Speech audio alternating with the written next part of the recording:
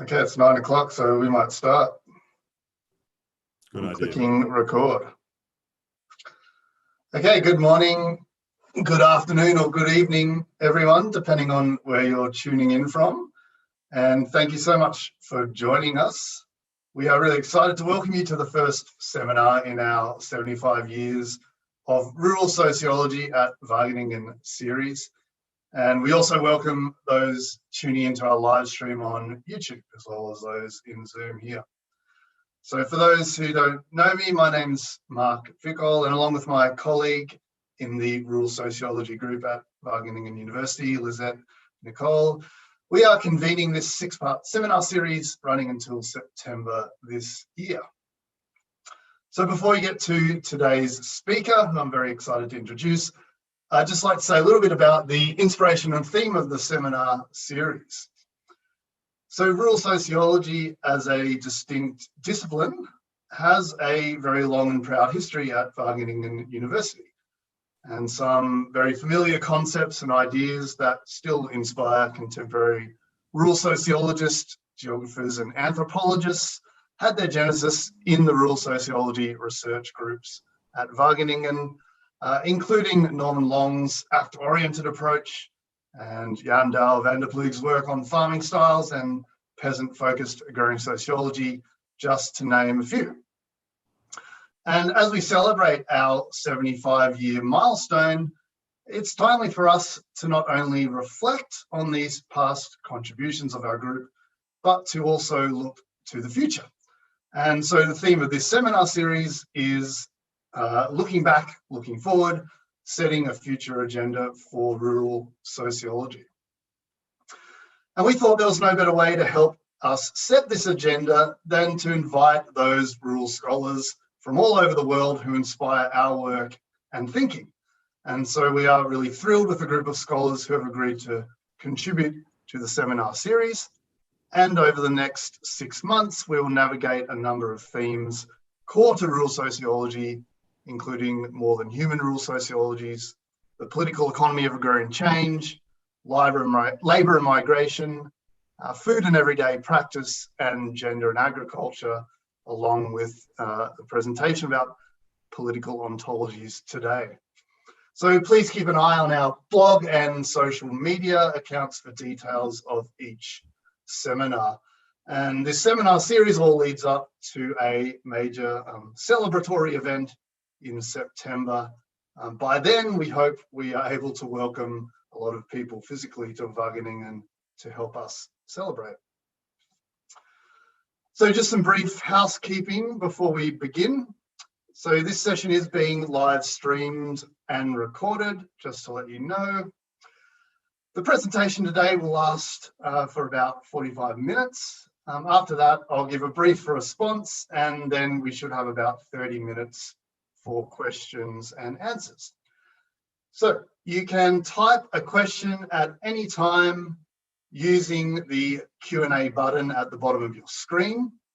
Alternatively, during the Q&A session, you can use the raise your hand button, and we will unmute you to ask, so you can ask your question directly.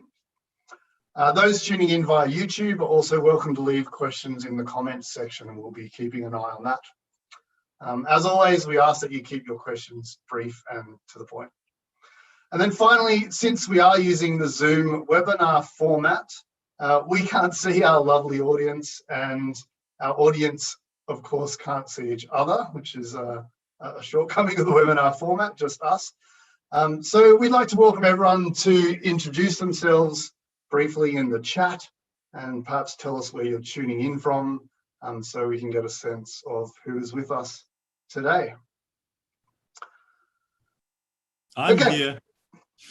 Right. Okay, so on to today's main event, and I'm really thrilled to welcome and introduce Professor Hugh Campbell from the University of Otago, New Zealand, in the beautiful city of Dunedin. So Hugh holds a chair in sociology in the School of Social Sciences and is also a member of the Centre for Sustainability at the University of Otago, of which he was the founding director from 2000 to 2010. Hugh obtained his PhD in Rural Sociology from Charles Sturt University in Wagga Wagga, Australia, after which he returned to New Zealand and has since established a track record over the last 25 years as one of New Zealand's and Australasia's leading rural scholars.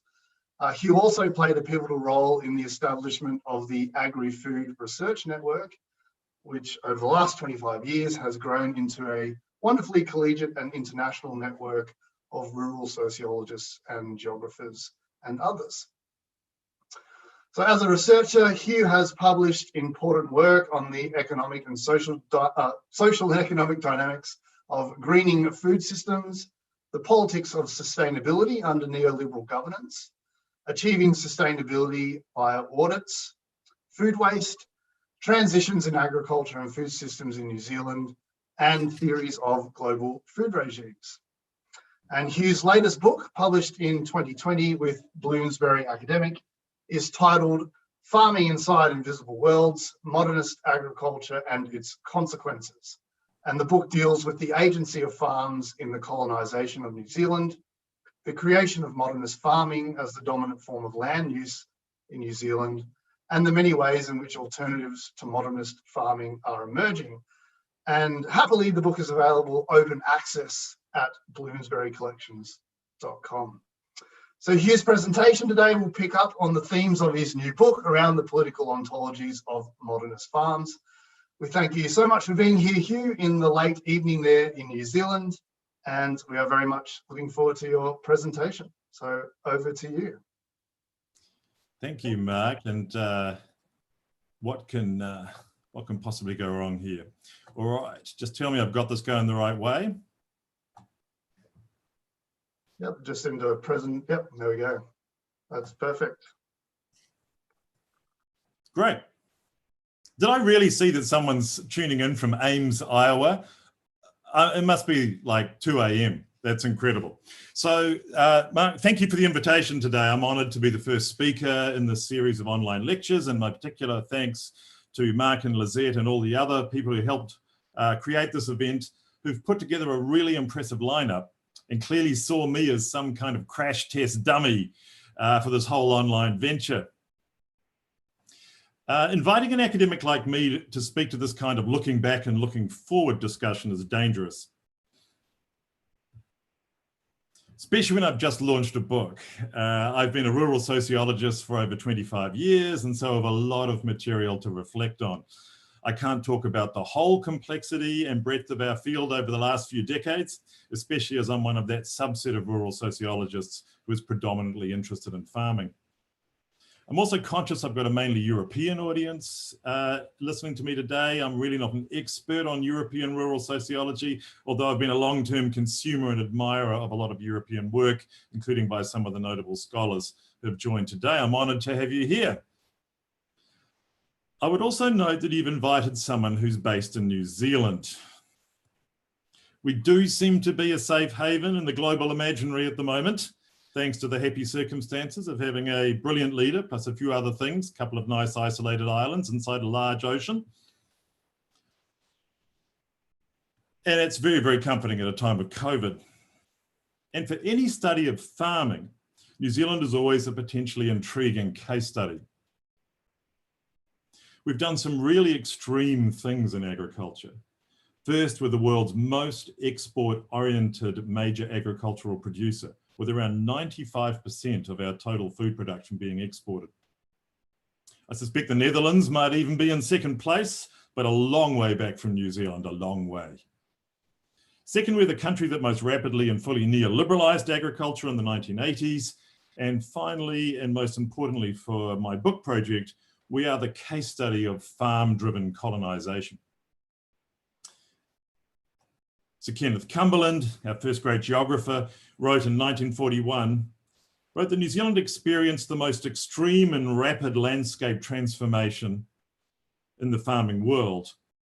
What happened in New Zealand happened in only 100 years. The same level of landscape transformation took 4 centuries in North America and 20 centuries in Europe. Further, that transformation was in a very specific direction. Having started out being a land covered in trees, New Zealand would become a land covered in exotic grasses. In other words, New Zealand is an example of a very particular kind of farming world, and that particularity is intimately related to a very specific moment and style of colonization. I want to talk today about something that is very familiar in another farming context, but less examined in places like New Zealand. I want to talk about how farms become modern, and in turn, how farms play a role in making modernist worlds. This is a very familiar concern in the context of the Green Revolution. There are really stark and obvious consequences that stem from the politically engineered arrival of modern scientific capitalist farming systems into the peasant life worlds of the global south during the second half of the 20th century. Many people participating in this event today conduct research into exactly these kinds of tricky dynamics. And while the Green Revolution was rapid and comparatively recent, in Europe, by comparison, this transition to modern farming seemed to be a subject that was mainly suited to historical study. The great transition from peasant to modern farming worlds, fraught though it was in many ways, was tied up with other huge transitions in the politics and economy of emerging European empires and their nation states. It is interesting, but it unfolds over a really long time frame. There are notable rural sociologists, some even who are associated with Wageningen University, and are here, and maybe here today, who have pursued the paradigms and ontologies of modernist farming into the contemporary dynamics of European rural worlds. And my thanks for doing that. I used your work as a valuable resource in my own undertakings. Today, however, I want to focus quite specifically on a third space that sits somewhere in between the long transitions of Europe and the rapid insertion of modernist farming into the global south through the Green Revolution. I want to look at what Philip McMichael calls the settler states, in which he and Harriet Friedman used to describe the emergence of a set of global food relationships through the second half of the 19th century, and what they call the first food regime or the imperial food regime. These are ex-colonies like Canada, Australia, South Africa, and New Zealand, where the wider circumstances of food needs in the Industrial Revolution helped enable a wave of farmo-centric colonization. Unlike previous rounds of imperial expansion, these colonies were shaped with farms at their heart. And in most of these colonies, the farms were family farms populated by white European settlers, rather than the plantation and slave-based food production of earlier imperial regimes. For New Zealand, this involved the arrival of masses of European settlers, what we call Pākehā, after the 1840s, who began to contest and supplant the vibrant indigenous world of land use by Maori, New Zealand's indigenous people. I think that looking into this kind of third space is really useful in two ways. First, the farm-centric elaboration of those colonies happened really rapidly. Big changes were visible and it happened relatively recently, so there was plenty of recorded history to demonstrate these changes. In my own case, I have 6 family farms in my own family background, which I was able to research to provide part of the story in my book. The second reason why they're interesting is that unlike the Green Revolution, this change happened long enough ago that some of the big ecological and socio-political timescales are now flipping into effect. Some of the ecological consequences of colonization happen immediately. But in places like New Zealand, sometimes a modernist farming world can pacify ecological disruptions for up to a century before they then start to overwhelm you. Now here I need to confront something of a mystery. Why has colonization been such a minor theme in much of the critical tradition in the rural sociology of the global north? This is a mystery that I'll try to address from my own personal journey as a scholar. My grounding in rural sociology has very specifically been within what we called the new rural sociology, a particular theoretical movement that started around 40 years ago to inject critical Marxist and neo-Marxist bite into what had been pretty mundane and uncontested fields of scholarship around farming and farms. Around the US and UK, along with enthusiastic support in places like Australia and New Zealand, the new rural sociology provided insights into farming contextualized by critical political economy. This provided a way to expose the sterile assumptions of much of the other scholarship informing farming worlds. And it was this unabashedly left-wing scholarly movement that attracted me into rural sociology. My 25 years as a new rural sociologist was primarily spent within a really creative network of scholars in Australia and New Zealand that Mark has already mentioned. Called the Australasian Agri-Food Research Network, this group was initially inspired by trenchant critiques of capitalism. When I joined the network in the mid-90s, we were debating family farm subsumption and survival, the dynamics of labour and contracting, agricultural commodity chain dynamics, and at a wider level, the historical unfolding of food regimes under capitalism.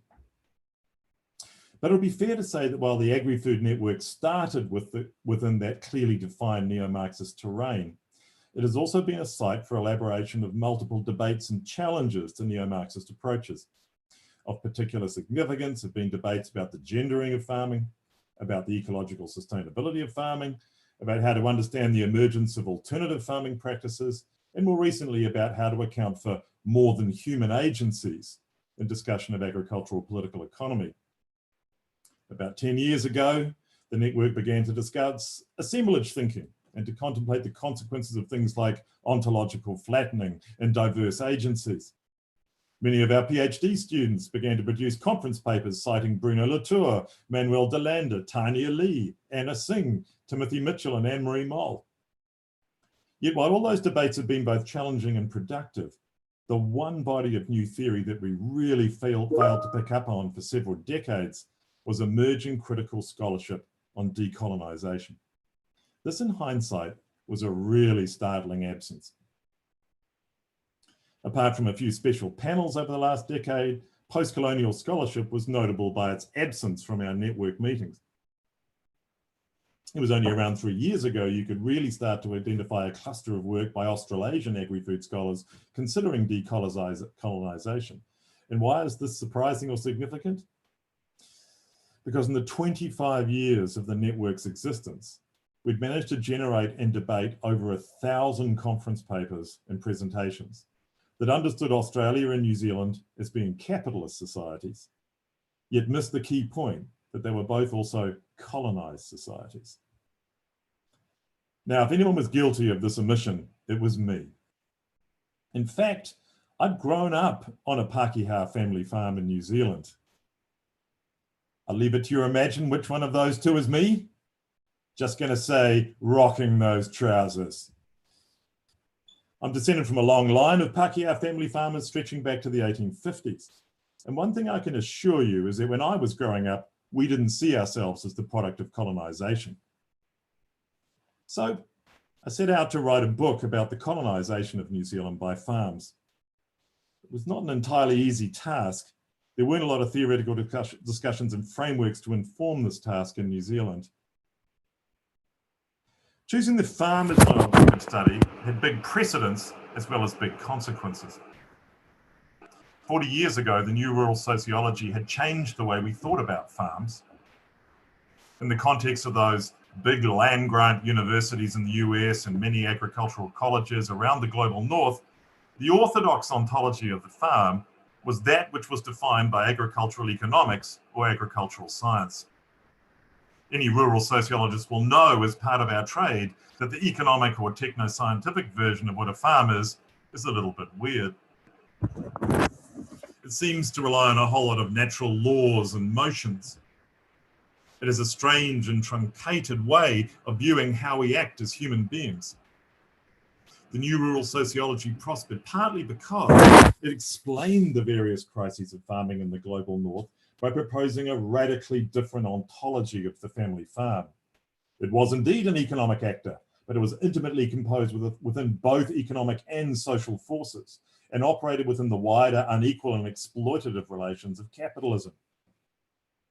But after that first radical reframing of the ontology of the modern capitalist farm, around 40 years ago by my experience, even slightly before my experience as a scholar, things moved on and we became more interested in whole agri-food systems, linking farming worlds to processing, distribution, retail, and consumption.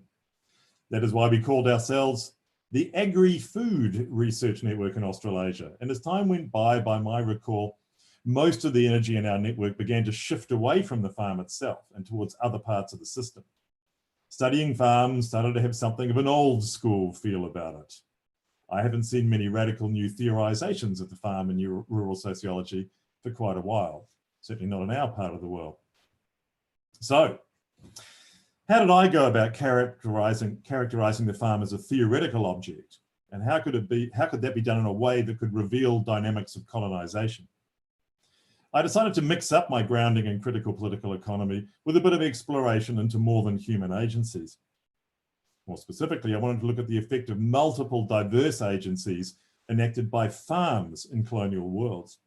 I wanted to know about the agency of farms in terms of their economic dynamics, their political enactments and effects, their cultural production of race and gender, their ecological dynamics, and to cap it all off, I wanted to know about what theorists of ontology call their reality building or world building effects.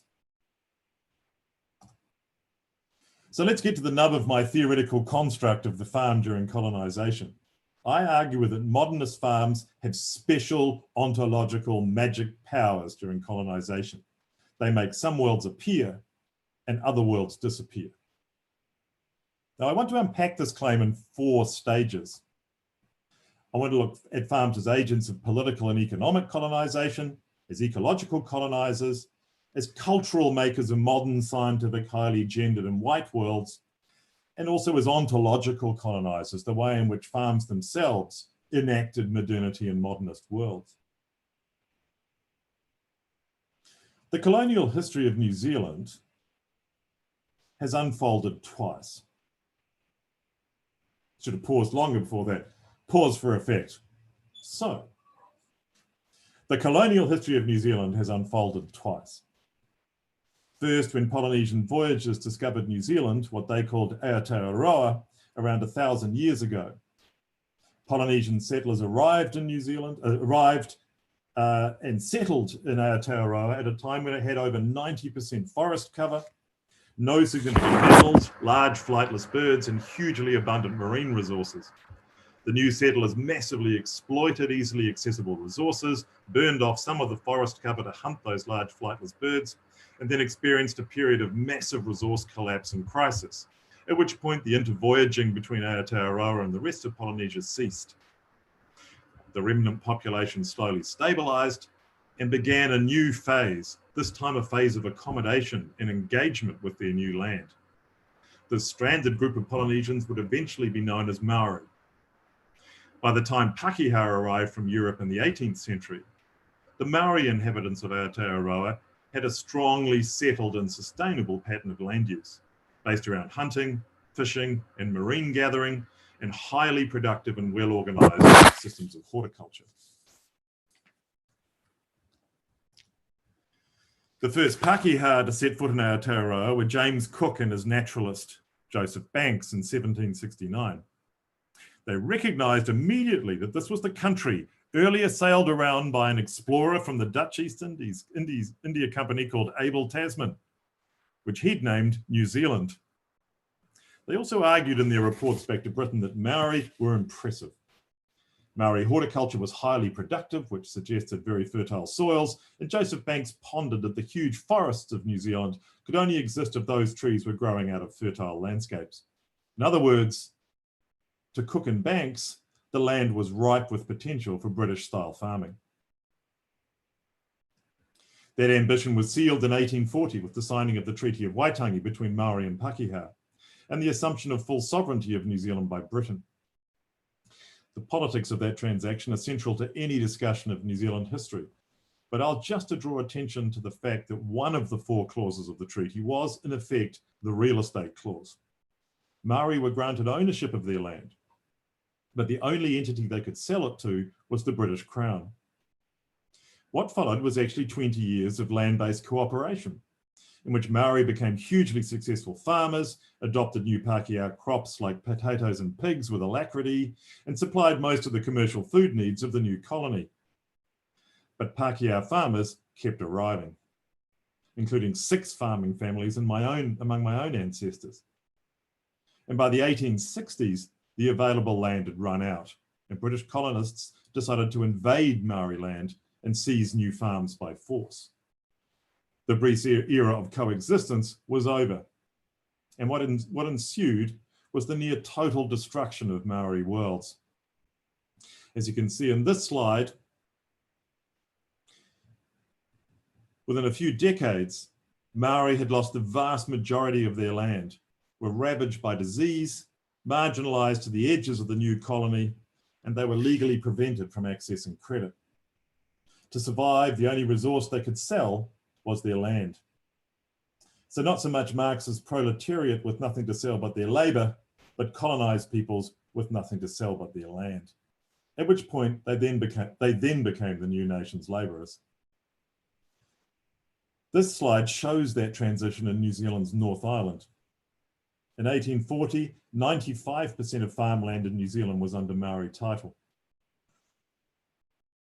By the end of the 1930s, less than 2% of New Zealand farms were owned by Maori. That's the first agency of farms and colonisation. Parcel by parcel, they slowly take over the entire landscape, effectively erasing the political and economic world that preceded them. The second agency of farms and colonisation is intimately bound up with the first. They are primary agents of ecological colonisation. Alfred Crosby's classic work on ecological colonisation uses New Zealand as a key case study, partly because what happened was so quick and its effects immediately obvious. As I write it, farms were agents of ecological colonisation in a very particular way. They pushed back the frontiers of key indigenous ecosystems and replaced them with the domain of exotic pasture grasses. In New Zealand, there were three key ecological frontiers where this took place. The first and easiest to access was indigenous tussock grasslands. Semi-alpine hill terrain in the South Island, which was covered in spectacular tussock grasses, some growing up to 6 feet in height, was easy to burn off and replaced with a mixed pasture of young regrowing tussock encompassed by exotic grass species. Farmers were granted leasehold over massive tracts of high country by the government, and that frontier was rapidly pushed back in the period from 1860 to 1880, until a combination of erosion of the newly exposed soils and the explosion of another exotic arrival, rabbits, along with the crash in world commodity prices in the 1890s, almost totally collapsed that farming system, taking one of my forebear farms into bankruptcy with it.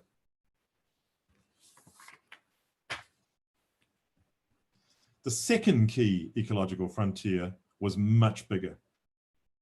Most of New Zealand's North Island ecologically supported forests.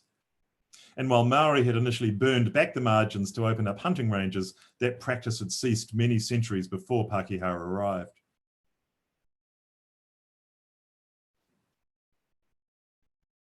While forests were initially felled by Pākehā for lumber, by the time the full frenzy of land acquisition for farms was happening, millions of acres were simply burned, with grass seed planted into the ashes. Huge tracts of land were becoming available as Maori, at that state in total collapse, sold their land to the British Crown as their only way to survive. Over a period of only 2 decades, farms established themselves into those steep hillsides around the felled timber, until the pasture sward, as you can see, final decomposing of the old forest root systems deep under the ground had progressed to the point where a massive and ongoing crisis of soil erosion was commencing.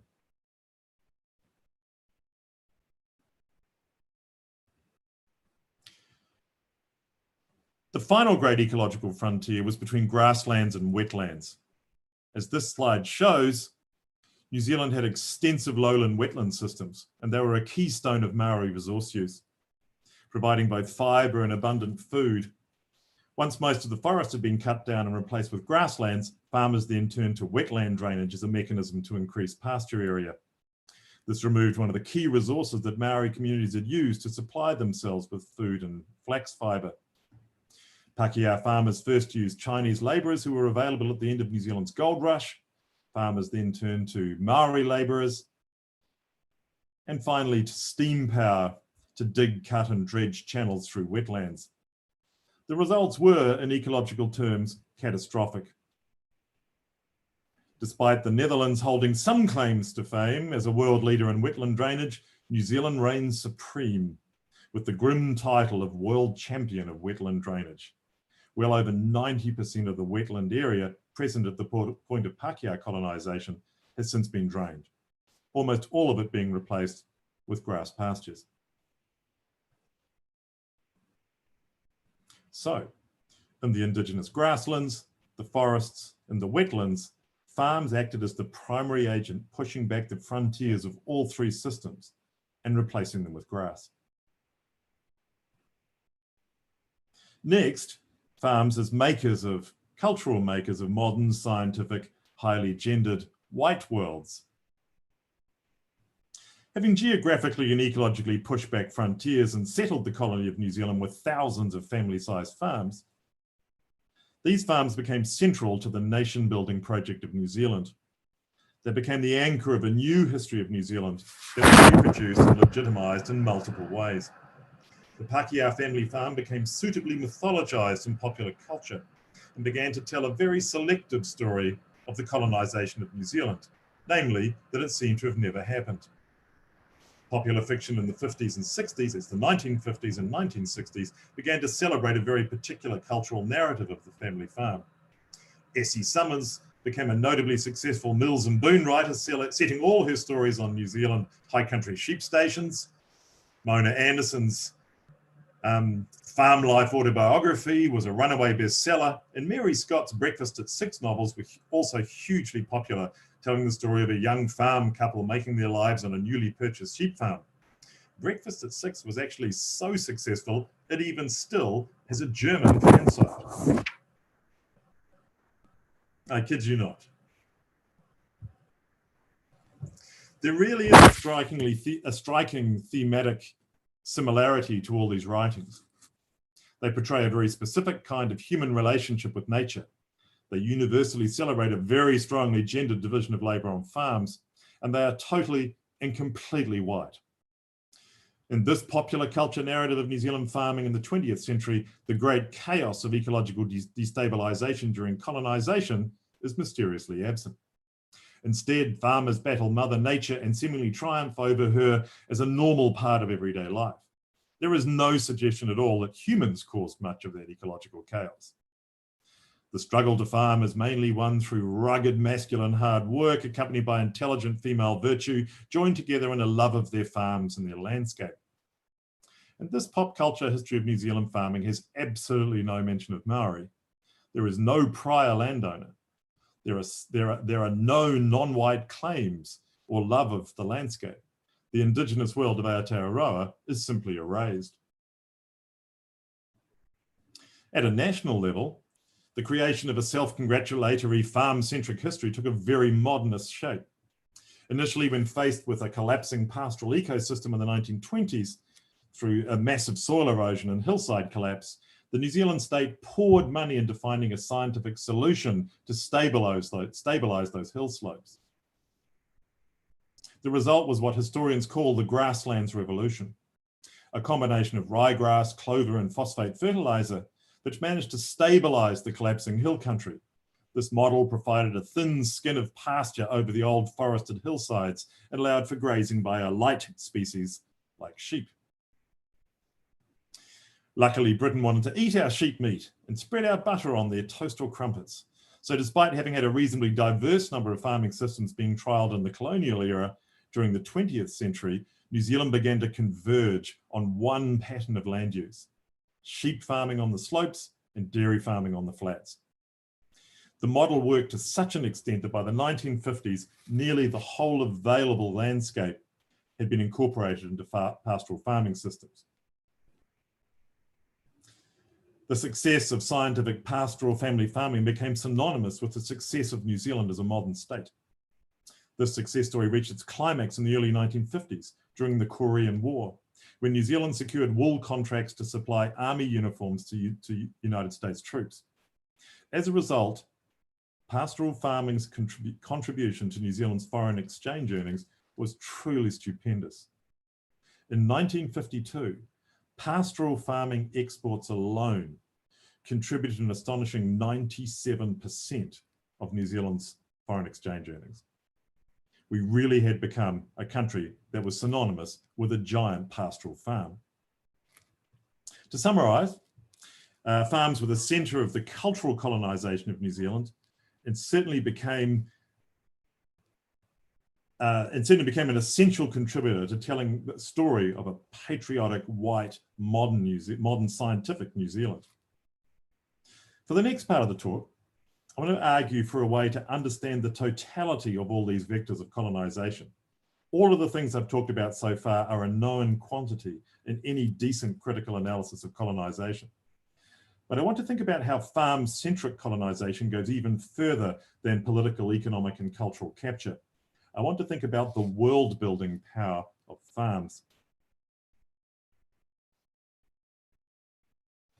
I'm hoping that given that there's a predominantly European audience today, the concept of ontology won't be entirely unfamiliar. In simple terms, ontology is the study of existence, of what and how things exist, how they are constituted and recognized. For example, consider the ontology of the environment and nature. Are we living in worlds in which nature exists as something outside of cultural worlds? Or should humans and all they do and think and be seamlessly integrated into wider ecologies? The difference is one of ontology. And for social theorists, ontology has political consequences, as I'll attempt to demonstrate. I draw my reading of ontological politics from two traditions. First, from assemblage theorists and actor network theorists interested in multiplicity and more than human agencies. But I also draw from a group of post-colonial scholars who are interested in the way that colonisation has world-building elements. Colonisation not only rearranges economic, political and cultural relationships between colonisers and the indigenous worlds and peoples they encounter, they actually colonise the very sense of reality and relationality in those indigenous worlds. Does that sound too abstract? Let me demonstrate using just one aspect of the ontological politics of the colonial modernist farm, the creation of and consequences of boundaries. There were no farms as we recognise them in Maori worlds because there were no boundaries in Maori worlds of land use. When Pākehā arrived in Aotearoa, they saw a landscape that was being utilised, sometimes through hunting or fishing or gathering, but also including river valleys with terraced horticultural plots. The practices that made it possible to grow and harvest crops were organised by huge, complex webs of kinship and reciprocity. So first up, there was no ownership boundary around a piece of land in Maori land ontology. Land was utilised by networks of kin, but with shifting reciprocal obligations within and even between tribes. Second, there's no modern subject-object division between humans and their land. The Sky Father and Earth Mother are married to each other. So are humans and nature, from the very dirt in front of you to the wider landscape and its features, to the largest mountains, rivers, and seashores. There's an unbroken cultural thread binding humans to a living landscape. The land literally is alive. The land is your kin. There is no typical modernist separation between humans and everything else. Everything is connected and mutually responsible in one seamless living matrix. In this ontology of land, Maori are similar to myriad other indigenous people around the world.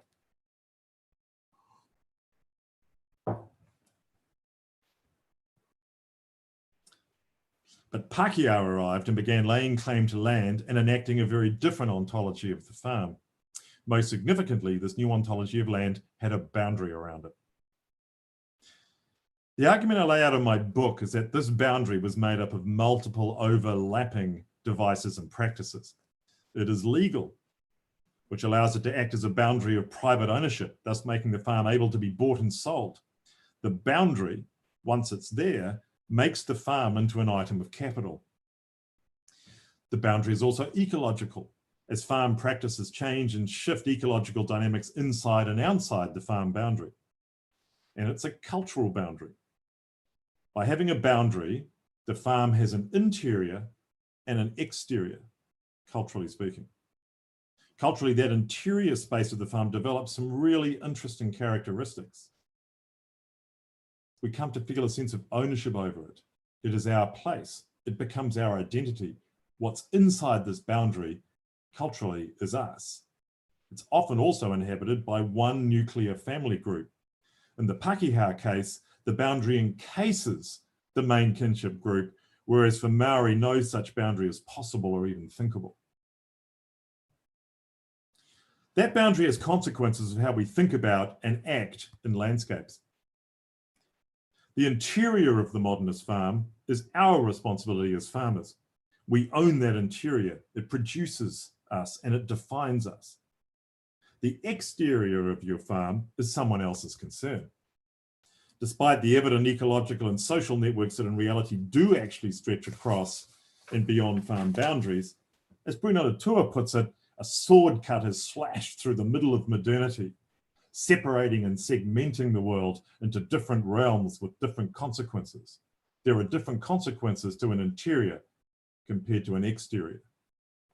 So ontologically speaking, Maori farms have no boundaries and broad, dense social and ecological networks. They have no boundaries and broad and dense social and ecological networks.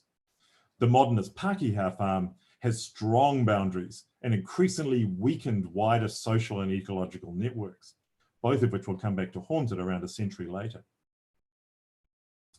So what are the political consequences of this ontological shift from indigenous to modernist land use? As a theoretical idea, ontological politics might be understood as being concerned with how new assemblages act in ways that make some things real and visible, while at the same time making other things invisible or entirely non-existent. In colonized settings, like New Zealand, family farms made the Pakeha farming world real and visible, and erased and invisibilized the older indigenous ecologies and peoples of Aotearoa. For me, this was something that I experienced growing up as a child on a Pakeha family farm. There were all sorts of visible politics and processes. As a sociologist in the future, I could easily identify. There were gender dynamics, particular power relations around laborers who worked on various tasks. There were animal welfare dynamics. We adhered to particular versions of politics, religion, and culture. That was the visible world that I was growing up in. And my farm helped to make that visible world. We just existed on our own farm. We just existed in our own farm bubble, safe inside the ontological boundaries of our farm. We could act with relative impunity inside that world. I think with horror now on what we used to do on our farm. Lords of our little domain. We could dump rubbish down holes in the ground. We could burn vegetation. We could shoot semi-protected birds. We could allow effluent and other toxic liquids to flow into our farm drains. And once they flowed down the drain and out under the farm fence line, they disappeared into a magic ontological space of nothingness. They went from interior control of ours to the exterior nothingness. Magic. There it is. What this shows for me, what this shows is that for me as a farm child, just as our farm was making a visible world, it was also making an invisible world. The things I wouldn't see until much later as a scholar wondering about our farm and its role in colonization. Growing up, I learned of no prior history hinting towards the Maori prehistory of our farm. No indication that anything had happened here prior to the first Pakeha farmer that was granted our land, as it turned out, as a reward for fighting and subjugating Maori tribes in our region of New Zealand. There was also no visible signal now of the now absent wetlands and forests that had once covered our landscape before it was converted into pasture. We were actually partly able to live and act as happy Pakeha farmers exactly because much of the potential world had been erased and rendered invisible. This was the ontological power of our farm. You can see this process in historical photos, including ones of my own forebears' farms, where in this illustration illustration lifted from a crumbly old photo from the 1880s. You can see the farmhouse backed into substantial forest with rough pasture inhabited by sheep and resolute-looking Campbells. In the next picture, some 10 to 15 years later, the forest is magically gone and the pasture is developing into a smooth sea of grass. The Campbells are still there and they'll remain in that part of New Zealand from the 1880s to the present day. The farms make that happen.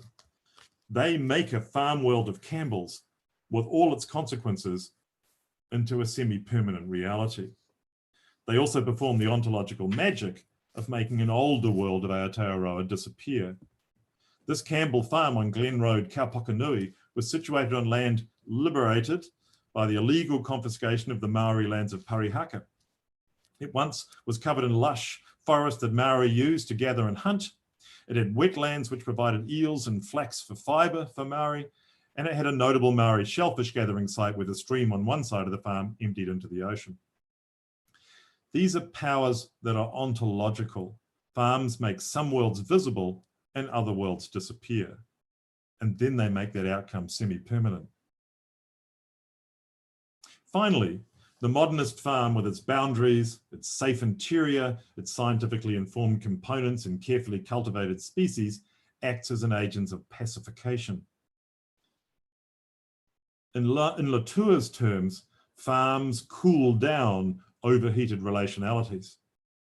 The farm pacifies the land by removing alternative sites of food gathering and cultivation. It slices through pathways and landmarks. It makes complex social obligations of kinship into simple private tradable title. And in New Zealand, it's really, really successful in the great task of incorporation and pacification of landscape. Forget Maori, forget trees, forget fishing, forget mining, gold, coal, fossilized tree gum, or linen cloth and cordage, let alone any kind of simple manufactured goods. This became a world devoted to pastoral farming, and everything else, all other alternatives, were subdued and either pacified or entirely erased. There is no landscape conflict here. The very ontological basis of any alternative economies have been either erased or at least rendered invisible and irrelevant. Hence the title of my book.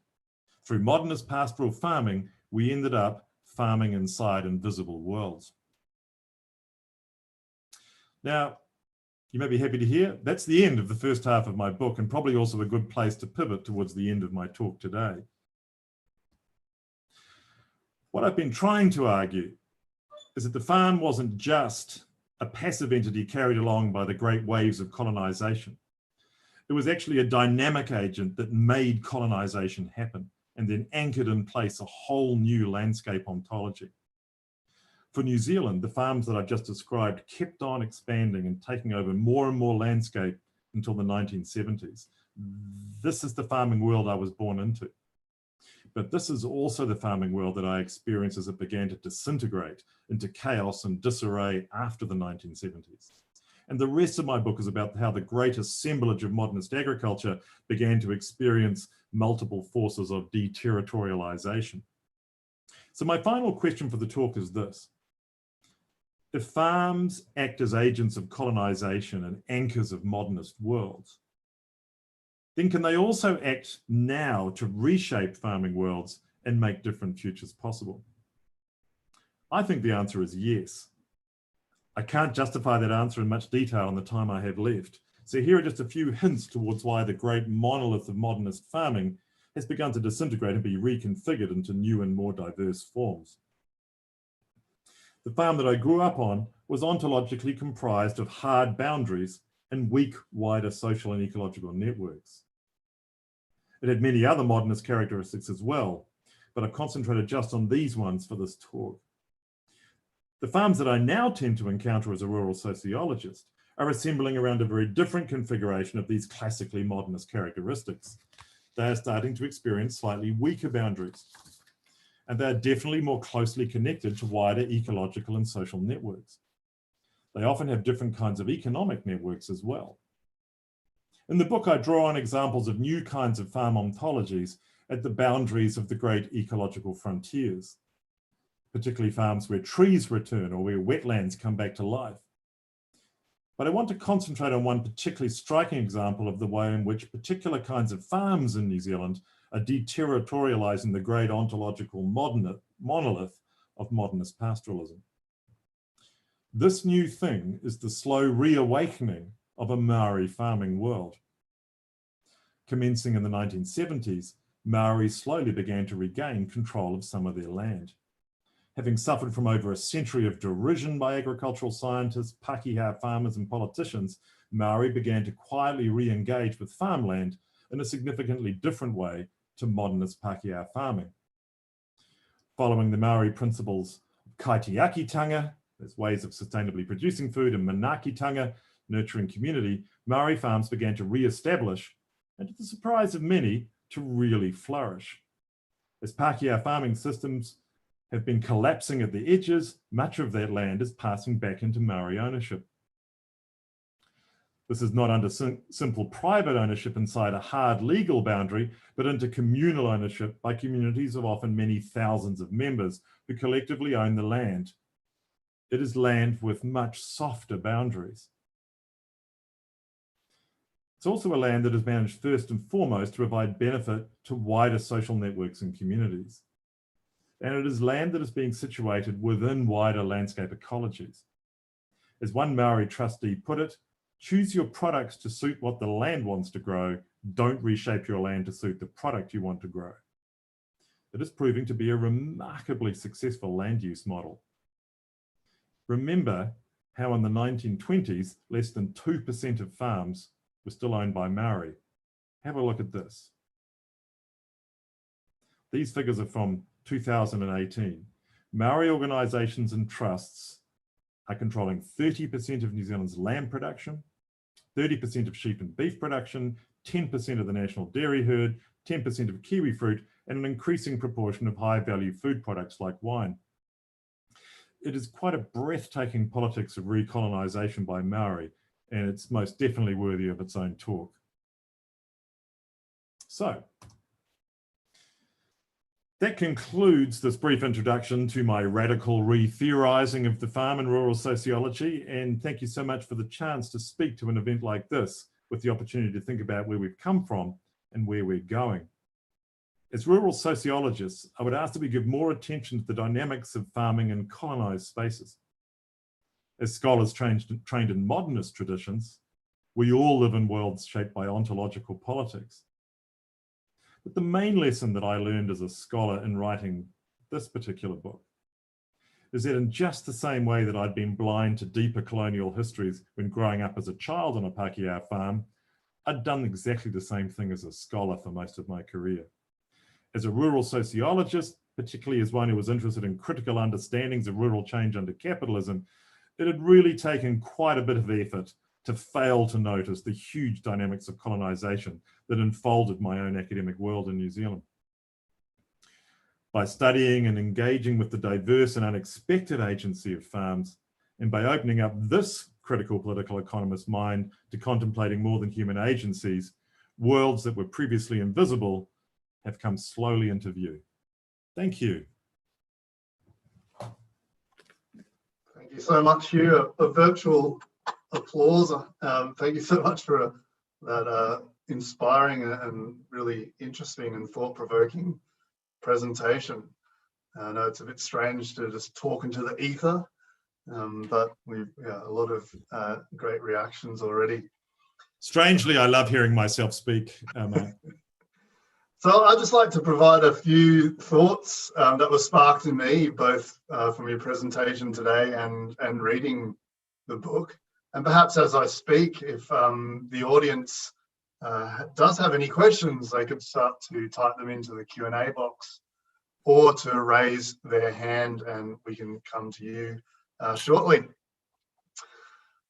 So the first thing that I thought about is the way that you frame your analysis and develop this political ontologies approach and open up this black box, you call it, of modernist farming in New Zealand is through this personal but also deeply reflexive account that I think reflects how you as a researcher navigate these two different ontological worlds of Aotearoa and New Zealand, and you get a real sense of that from reading the book.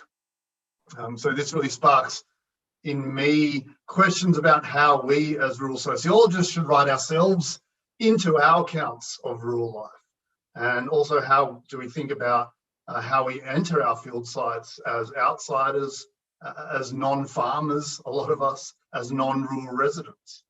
And what are the consequences of our positionality as researchers, but also actors that shape and enact ontologies ourselves? And this is a point you bring up in the book. How do we make the worlds that we study? And in the epilogue of the book, you argue that the social and ecological pathologies of modernist agriculture can be partly explained by the ontological politics of knowledge production by scholars participating in enacting bounded mechanistic farm ontologies. So I think your work here is a real call to us as rural sociologists to examine how we as researchers enact particular ontologies and what we include and exclude by doing so. And you also refer to this as the inactive power of scholarship. And also important then to think about, I think, is how we can step out or transgress our own secure ontological boundaries as researchers.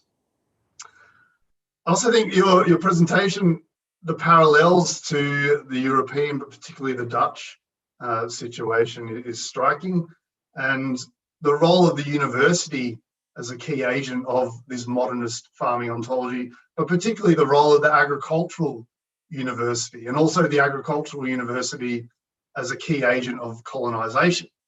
And of course, Wageningen University has had and still does have a central role in producing and reinforcing this modernist ontology of farming. And the knowledge produced here makes some worlds take shape while disappearing other potential worlds that, as you put it, need to stay invisible in order for modernist farming to exist.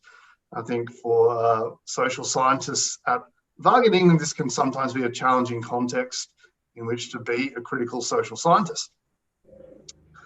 But of course, the Netherlands and were as agents of modernist farming par excellence also goes beyond our own boundaries as exporters of good farming practices to the Dutch colonies, including Indonesia, although the Dutch, not as settlers, but of controllers and arbitrators of knowledge and technology of modernist farming, forced onto colonized subjects via violence, of course. And the violence and dispossession of colonization in places like Indonesia was primarily enacted via this ontological project of modernist agriculture. So Dutch scientists were the experts. Indigenous farming methods were made invisible to achieve the political and economic aims of the Dutch colonial state.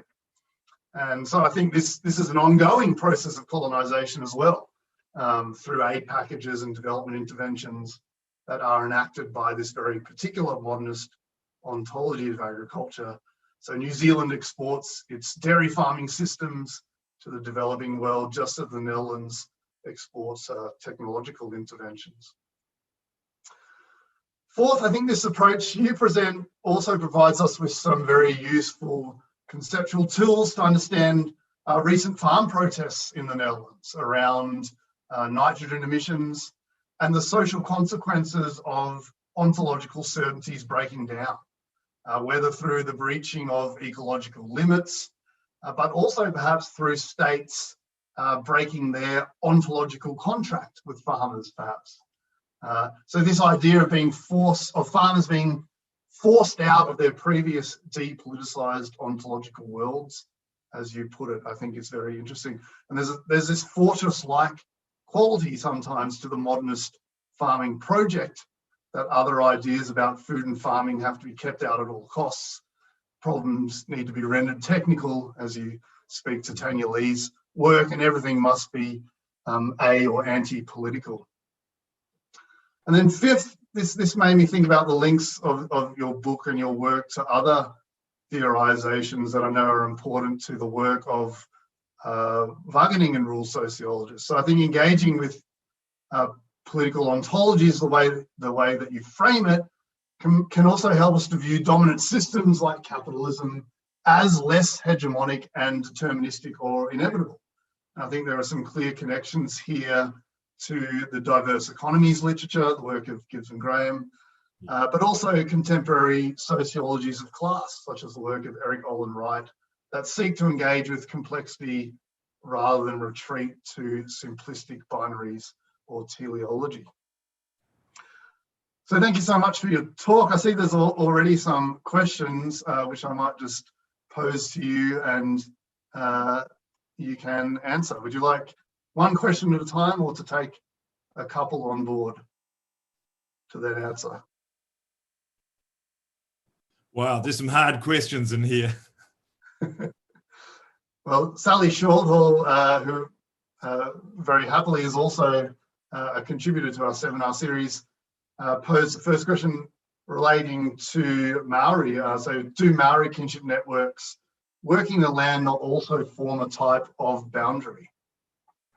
Yes. Hi, Sally. Great to see you were out there. And I think it's a question you could pose about Maori or a whole range of Indigenous people around the world. And I think the organising principle of the principle was no one's allowed to privately own land. The question of does this still create sort of notional boundaries in the landscape is a valid one, because you can. And even when James Cook arrived and looked at Maori from as he was sailing past in his ships, he went, because they had little fences stuck up to keep pigs out of their kumara patches, their horticultural patches. He went, look, they have private ownership. They're quite an advanced peoples.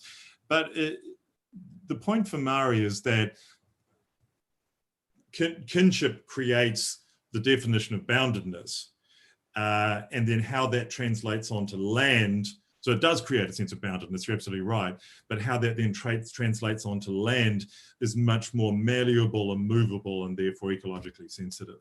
Although of course, there was a lot of intertribal conflict between Maori, and so there was a lot of sort of tension between macro kinship groups at the outer boundaries. So yeah, kinship did create boundaries, but it did map onto land in a dramatically different way to the way in which modernist Pakeha ontologies of land did. So, but thanks for that question. Okay, thanks. Yeah. So I just noted that the attendees can't see the questions, so I need to remember to repeat the questions. But yeah, the next question is from Bram Busher, tuning in via YouTube, I think, who says, my point is about ontological purity. This does not exist. So even though it is very insightful to compare ideal types, these in reality change each other over time. And the question is, how? Yeah, well, Anne-Marie Moll would totally agree with you, and as would any assemblage theorist, that while any time you're talking about assemblages, which are intrinsically ontological, language means we sound like we're talking like a singular thing, but in reality, assemblages assemble out of diverse and multiple agencies, objects, and actors. And so you're right. Sounds like an ideal type, but actually it's an assemblage. So it's very, very, I think Deleuze, in initially producing this particular idea of assemblage, was arguing the opposite of the idea that things have an essential purity, or what he called an interiority. He said things are only created by assembling out of a whole lot of exterior relationships and objects and things. So you're right, that's sounds like it's a pure ideal type. In reality, it's not. And the contribution of Manuel de Landa to assemblage thinking was to argue about how do assemblages change them. And he really has popularized this idea of understanding the way in which assemblages, they call it territorialize. That's how do they stabilize and cohere and kind of align and become ordered. And then what are the forces that deterritorialize them? What are the things that pull them apart? And then what are the strategies that are attempted in terms of re-territorializing? So they developed quite a sophisticated theory about how things change in assemblage thinking. And in my book, The second half of the book really is a study of what are the forces that deterritorialize modernist farming. And there's around 5, and I won't name them now. But you have, I did actually indicate one of them in the talk. Thanks, Brian. It's a smart question. Mark, I can see Jeremy Forney from Switzerland has posed a question called, "Hi, Hugh." Well, Hi, I was just Jeremy. wondering if Jeremy actually wanted to talk out loud. Well, Jeremy is one of the people who invited me into Assemblage Thinking to help co-edit a book. Thank you very much, Jeremy. You're welcome. Thank you for this great presentation, Hugh. Yeah, actually, I sent also my question, not only hi, but I can repeat it orally if you like. Yeah, thanks. Yeah, so, well, I just had this thought hearing you that you were saying quite clearly that the, let's say, modern family farm model was kind of dissolving in New Zealand, probably elsewhere as well. And you were presenting this emerging new reconfiguration of the farm in this Maori way. But other scholars have also deeply studied the financialized farm and the corporate farm model that is emerging strongly in Australia and New Zealand. And my question was, do you see connections between these two emerging models, farm models, the Maori on one hand and the corporate on the other? Or Maori and a whole range of other, what you might call postmodernist farming styles and types. Yes, thank you, Jeremy. That's a really good question. And one of the things I pose close to the front of the book is I describe 2 very, very different farms. One is a very, very well-known organic farm in New Zealand. It's been there for many decades, and it has this enormously open kind of ecological and social character to it. People are constantly visiting. They're always having people moving through their farm, and they have this very, very diverse and ecologically connected style of production. And just down the road is a farm that, it's actually a hypothetical farm created out of a number of interviews, including some that you did, Jeremy Forney, in New Zealand, which is a big corporate farm, which is a very simplified, modernist, ultra-modernist industrial farm with a huge centre pivot irrigator, dropping water onto diploid ryegrass with the addition of enough nitrates to create massive industrial scale grass growth, which is the basis of our big industrial corporate dairy industry. And so my argument is not, when I'm saying that the modernist farm is dissipating, what I'm arguing is that the amazing hegemonic totality of it in the 50s and 60s, in the 70s began to disintegrate, but it didn't go away. And in fact, I see this corporate industrial dairying as being a kind of a reterritorialized offshoot of modernist farming on steroids, maybe even literally on steroids. And so what's changed is the hegemonic status of the beloved Pākehā family farm, that just the assumption this is the natural and normal way to farm. And you make the second point, a very important point, which is that there is this huge social movement backlash to particular modernist styles of farming. There is now open cultural and political contestation of these kinds of farming. And so the existence of these big monoliths sitting out in very threatened ecosystems in New Zealand, big monolithic industrial dairy units, is generating the kind of new thinking and reaction and backlash that helps people conceptualize the other. So I would say, in terms of the postmodern, the flourishing of postmodern farms of all shapes and styles in New Zealand, yes, they definitely are reacting to the ongoing presence of big monolithic modernist agriculture. For modernist farming, the way in which the ontology of those farms works, I think the rest of the world outside the exterior of their farms basically doesn't exist. But thank you for the question. Thanks, Mark, Jeremy. I think we've got past one. Should we go back one? Yeah, well, I just wanted to pick up on actually a couple of similar questions, one posed by Gerard in the chat and another by Anne Marique, also about, and this is something that was on my mind as well, is that how is this process of doing this research and writing this book inflected upon your own family's thoughts about their place within farming New Zealand and Pākehā New Zealand? And Gerard asks, so What do your family members, perhaps your still farming family members, say when confronted or exposed to these ideas? And Anne-Marie asked about how has your research and reflections in the book influenced how other Campbells now relate to their farms and history? And I think that relates to an interesting question about how do we perhaps, and this is perhaps the second half of the book, is how do we make new futures possible, or how do we build bridges perhaps out of ontologies into new worlds? Perhaps you could elaborate a bit on that.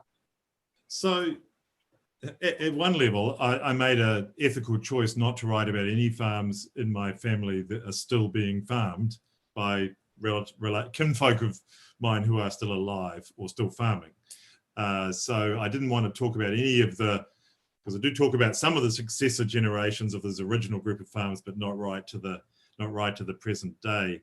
And there's one particularly important farm in my family narrative that just got left well out to the side, too sensitive, too beloved.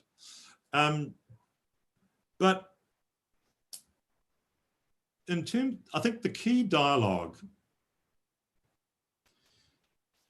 so as things unfold, both my parents, who grew up on farms and then were participants in the farm that I grew up on, although my grandfather was definitely the person who managed and ran the farm. Both my parents passed away while I was writing the book. This is so I spent 4 years writing the book, and they both didn't see it through to publication. But I was incredibly careful. They were a really important resource for the book. They were both highly intelligent people, and they were both very reflective about the farm that we'd all participated in. And so even when my mother was quite ill, we would sit there and I would read out passages, and I would ask her questions. And then and a number of the footnotes in the book are actually reflections of my conversations with my mother and my father. And what those conversations revealed was that the dialogue about how you farm appropriately in modernist farming had already begun before I started writing about it. And so what I was really reporting on was discussions that were already happening in my family, and of course in many other wider farming families in New Zealand as well. So particularly near the end of the book, I report this particular conflict that happened in our farm in the 80s between my mother and my grandfather about the status of regenerating a wetland on our farm. And it's one of the, it becomes one of the anecdotes at the end of the book about the battle between the two generations as to, he didn't see it as having a place in the farm. It was just a boggy piece of pasture as far as he was concerned. You don't take grass away. For my mother, she felt that if we blocked up the farm drain below that bog, we'd be able to allow a wetland to regrow and then replant. And that's eventually what happened. And it's now a fantastic regenerated wetland and little forest area on that farm, even though it's passed into other ownership. So yeah, I think the answer is, it is difficult to know how to write about your own experience of your own family and your own family farms. But that dialogue was underway already in the family, and I was in a position to kind of harvest that dialogue and put it into words and try and codify it. But the second thing is this, and I think, I don't know whether this is lurking in another question that's out there, so I'll just answer it now. I am a Pākehā researcher studying decolonisation.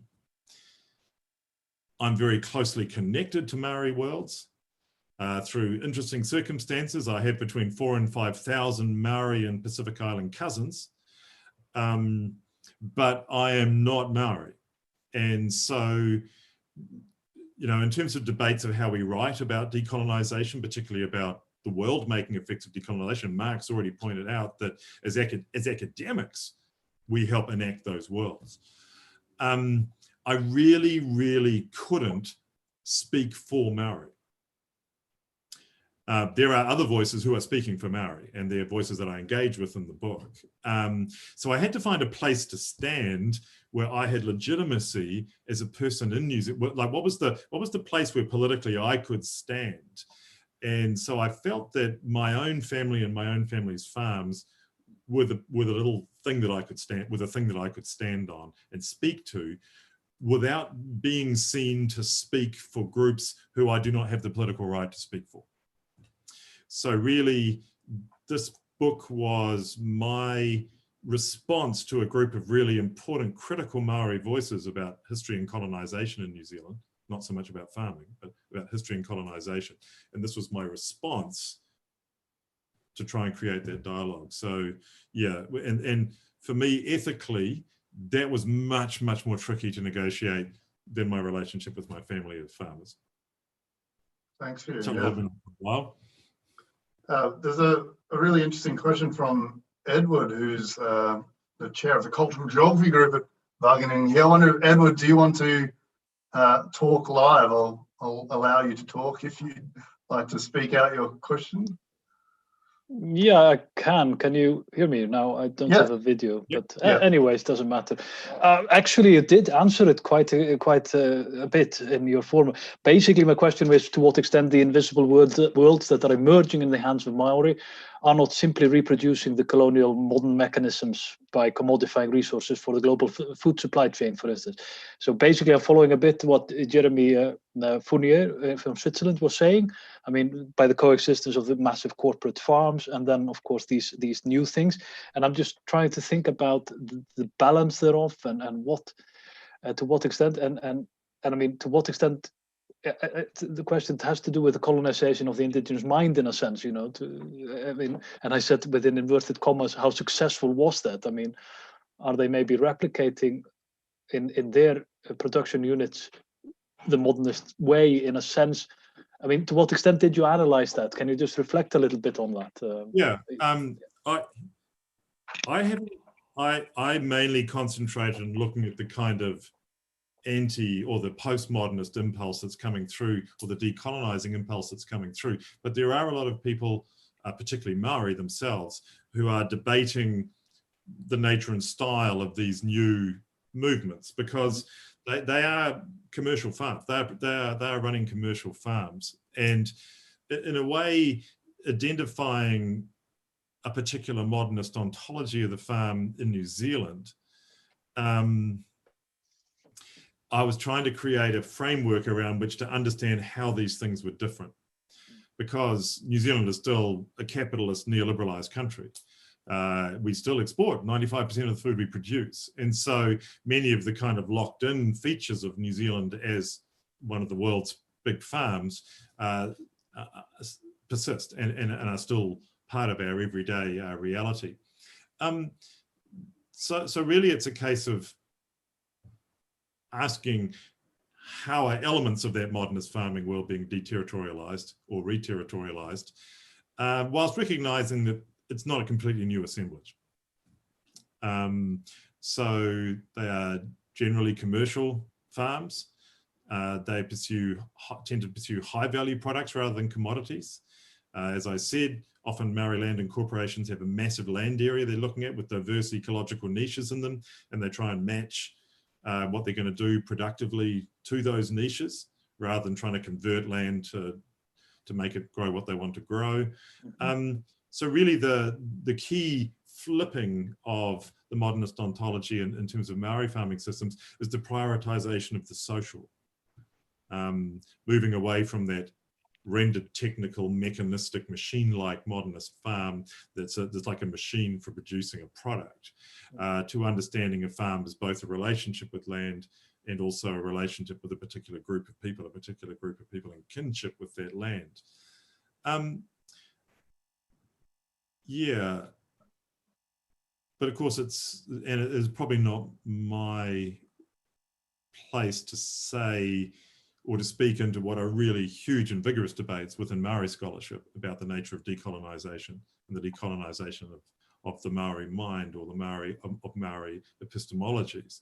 But I would point out that in terms of Indigenous scholarship, a very prominent Maori scholar in New Zealand, Linda Tuawai-Smith, who has written a book called Decolonizing Methodologies. It's one of the most cited social science books written in New Zealand. It's cited around the world thousands and thousands of times. So clearly there are Maori scholars who are thinking very carefully about the decolonization of academia, of science, how we think about the world and how we act in the world. But that's probably as far as I can really go on that one. Thank you. There's also an interesting follow-up from Gerard just in the chat there. I'm not sure if Gerard would also like to speak. I've allowed your microphone if you're out there. Yes. Well, it's related to the issue of not you not being entitled to speak for Maori, which I of course understand, because in the end you're not Maori. But then doesn't this kind of like presuppose so some kind of incommensurable difference between Maori and Pakeha? Because I mean they have been kind of like living together for a pretty long period of time right now. Maori are not like pure Maori anymore, like Pakeha perhaps are not, and especially you, not the Pakeha of 200 years ago. Hope not. So yeah, no, it's a fair question, and I think so. I just clarify that it's certainly politically incommensurable with the social science speaking for Maori, and I think you recognise that. But the way in which research and action in all these areas is progressing is through one of the great features of New Zealand life. I mean, I think people look envious at New Zealand in some respects, and I think that's fine. You can't have our Prime Minister. But what's less recognised is what has been the emerging decolonising framework in New Zealand, which wasn't a radical politics of decolonisation. It was a return to the Treaty of Waitangi, when Maori signed a treaty of partnership with the British Crown that then wasn't honoured on the British side, to return to partnership. And so really deeply embedded in a whole lot of New Zealand processes, politics, university processes, is this principle of partnership. And so it is a safe space for me to move in if I'm doing it in partnership. And I have Maori research colleagues and collaborators who I can work with, and then we can both speak to both sides of the great treaty partnership. And so what I've done, by the time I finished this book, I realized I was going to expose myself in this area. And actually, whilst writing the book, met and made friends with one of my fifth cousins, who's Maori. And he's a very bright and interesting guy. And so the next thing we are writing is a collaborative partnership account of the most important of the family farms in the book, which I haven't talked about today, but it's the very first one, which was actually a Maori Pakeha collaboration on a farm before the invasion of the 1860s that confiscated all that land.